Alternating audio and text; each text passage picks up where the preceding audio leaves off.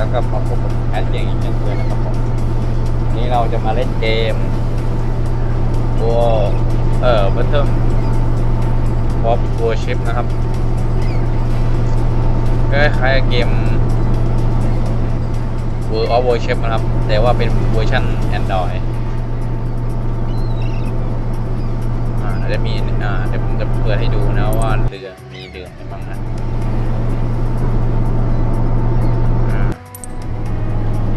อันนี้เรือเวล1นี่จะได้เปิดได้2 ลำนะคือ Z20 กับ Royal เนี่ย Royal กันเนี่ยเปิดแรง1ก็จะปลดล็อกได้นะครับอันนี้จะปลดล็อกต่ำแรงนะครับวันนี้แรง4ครับส่วนแอดดูแรง6นะครับคือแรง7นั่นแหละนี่จัดมาเมื่อวานนะครับ70 บาทอันนี้ก็พูดถึงก็ไม่แพงมาก270แต่ก็เป็นของยามาโตะนะอันนี้ก็ดีนะอันนี้เป็นเครื่องบินนี่ยามาโตะทีเด็ดเขาเลยยามาโตะ525 บาทแต่ว่าค่าเงินอาจจะพันแปรนิดหน่อยนี่ใช้นี่อยู่มาหารดี364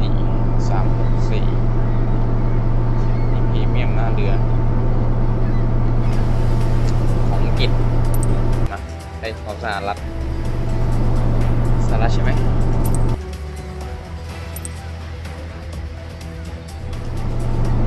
ดูจำไม่ได้ละของสหรัฐนะครับ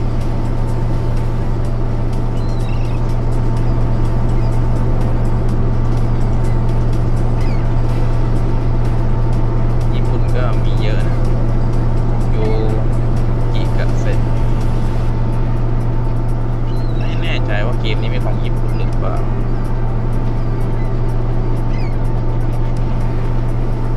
มันจะปลดล็อกตามเวลนะเรือมึงเลยเนี่ยแรง8แรง10อะไรมาเนี่ยแรง12นากากิอะไรประมาณนี้ก็จะปลดล็อกตามแรงนะครับ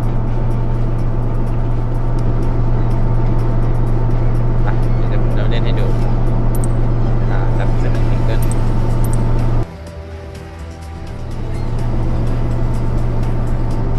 บัตเทิลนะแอดยังอัพไม่มาเท่าไหร่พอไปเพิ่งเล่นเมื่อวานก็สนุกดีครับเกมบน Android บนโทรศัพท์นะครับก็ถือว่าคล้ายๆกับ PC นั่นเองเวอร์ชัน PC เลย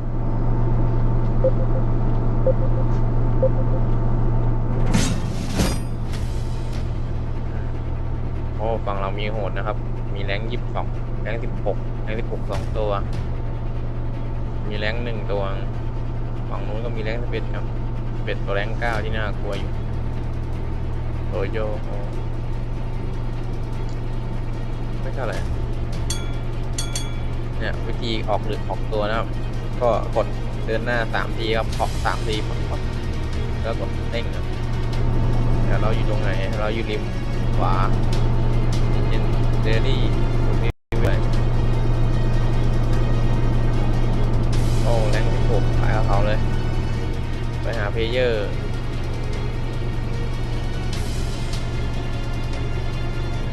เนี่ยเรา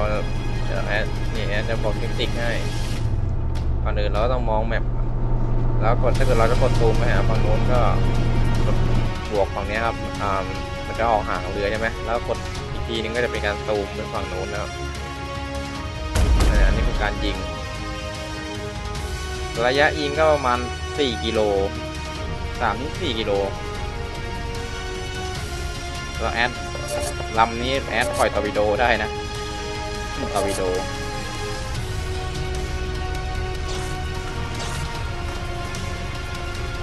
แต่ระยะมันแค่3 กิโลเมตร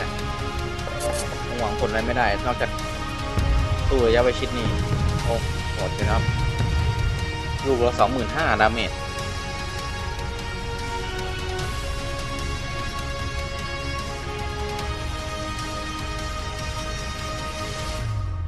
วิธีการจะดูฝั่งศัตรูก็ดูแบบนี้นะว่าเราไปทางไหนเราโดนแล้ว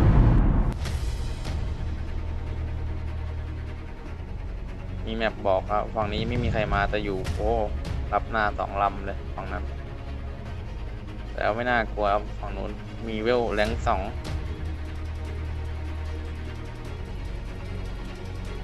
หน้าจอปรับอัตโนมัติ ขออภัยนะบางทีมันปรับอัตโนมัติเองอ๋อพี่เกียร์มาตั้งข้างนอก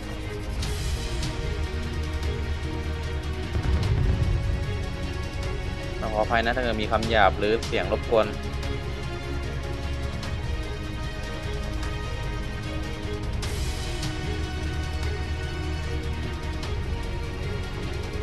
ชื่อ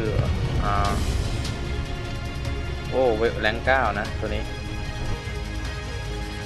เดี๋ยวต้องยิงเผื่อด้วย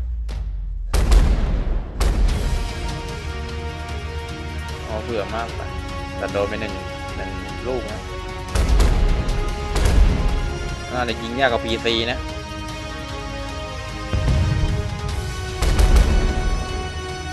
โอ้คือเป็นข้อเลย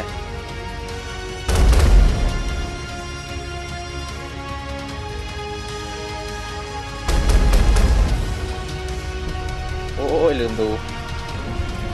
แรงเราเพื่อปิดตัววิดีโอก็เพื่อเราจะไปโดนหรือเปล่าถ้าเกิดเพื่อนเรายิงโดนเพื่อนก็จะยุบนะแล้วเราก็จะโดนลบแรงด้วยโอ้มันกลับมันถอยกลับแล้วมันสู้ไม่ได้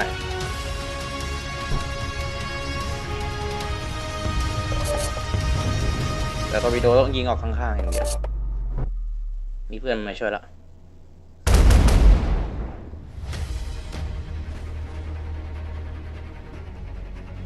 รู้ว่าสู้ไม่ได้ต้องถอยนะโอ้โห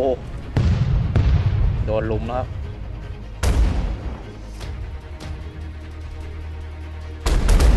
โอ้เผื่อน้อยไปโดนไป2 นัดหลุดแรง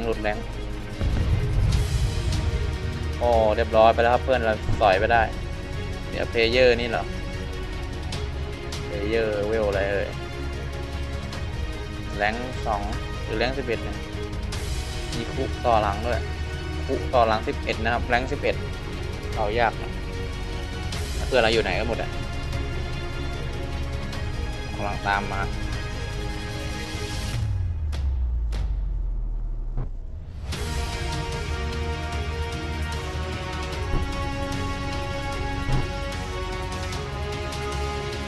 เนี่ยจะเป็นภาษารัสเซียนะเพราะเกมนี้มันเล่นในทั่วโลกเลยอันนี้แรง11นะโคหน้าโคอยู่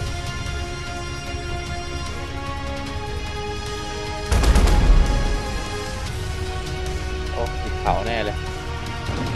ยิงต้องยิงเผื่อด้วยนะเพราะว่าระยะเรือแรงเรือวิ่งโอ้โหดูเป็นพ่อแล้ว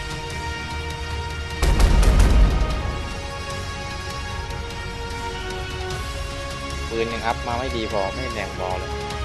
ถ้าเกิดเห็นอย่างนี้พวกเรายิงเข้ากลางลำเลยนะโดนแน่นอนยิงทีนั้นได้เคาะออกเอาให้มันโดนบ้างฝั่งนู้นก็เล่นกันแล้วตอร์ปิโดบ่อยแล้วบ่อยไป2 ลูกโอ้โหต้องเผื่อด้วยนะตอร์ปิโดมันช้ามากไอ้นี่มันยืนเฉยๆก็ยิงกันอยู่ตรงนู้นหรอกมันอยู่เล่นอยู่เฉยโอ้เพื่อนเราคงตายแล้วล่ะยิงเพื่อนทิ้งฟรีไหม ถ้าเกิดยิงเพื่อนเราทิ้งแรงเราจะลดนะตอนนี้ฝั่งนั้นเขาเหลืออยู่2รายอีก1แล้วจบตรงข่าวไปแล้วจบตรงข่าวไปแล้วดูแล้วตอนนี้ผมก็ชนะอย่างง่ายดาย ดูแล้วมันจะมีดาเมจบอกแล้วว่าเรายิงไปเท่าไหร่นะยิงไป500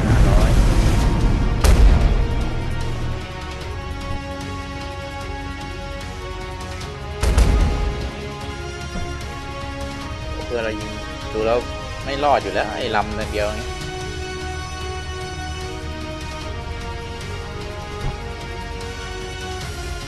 โอ้ยกเป็นพ่อแล้ว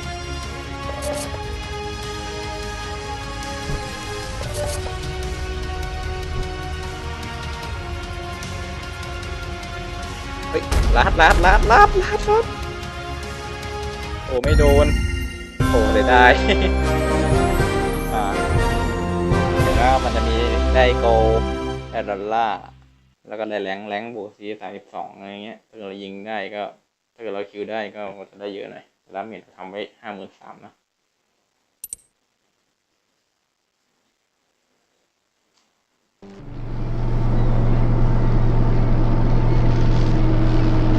ขอหมดนะวันนี้แค่มาให้บอกให้รู้ว่าเป็นเกมที่ดีเกมเลยนะอันนี้ไม่ได้อวยอะไรแล้วนะแต่ว่าก็เป็นถือว่าเป็นเกมโทรศัพท์ที่มีภาพสวยนะสวยมากเลยหรือว่าสวยในระยะหนึ่งแล้วก็เป็นเกมที่เล่นยากก็ระดับปานกลางก็ผมกับยากมากเกินไปแค่เราหัดยิงเผื่อก็ปรับฝึกซ้อมฝึกอะไรแป๊บเดียวก็เล่นได้ขนาดแอดเล่นแค่วันเดียวมันเข้าใจเลยว่าต้องยิงเผื่ออะไรอย่างเงี้ยตอนนี้แล้วก็มีระบบให้อัพนะเนี่ยนะล็อกอัพให้หลอดเต็มผมให้อัพเนี่ยมีเลือดเนี่ย HP เลือดนี่ไปพัดความเร็วสปีดนะแอดอันนี้เลือดแอดอัพไปมั่งนะแต่ยังสปีดยังไม่ได้อัพเลยในการเลี้ยวนี่เรดาร์อันนี้อัพไปมั่งนะปืนป้อมปืนอย่างเงี้ยอันนี้สำหรับยิงพวก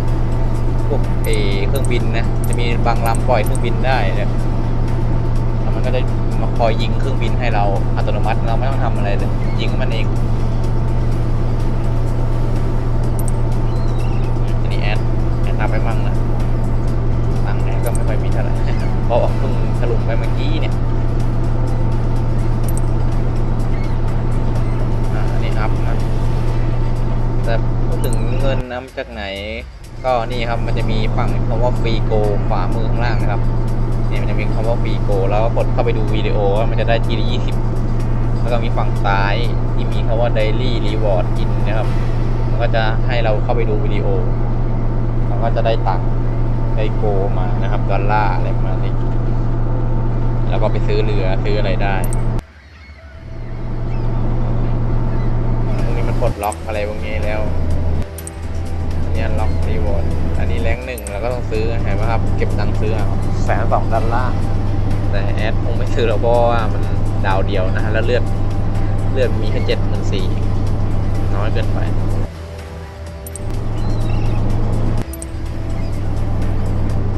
เดี๋ยวคลิปหน้าแอดจะมาพูดถึงเรื่องบัตเทิลกับสอนเทคนิคต่างๆนะวันนี้แอดต้องขอลาแล้วฝากกดติดตามฝากกดถูกใจ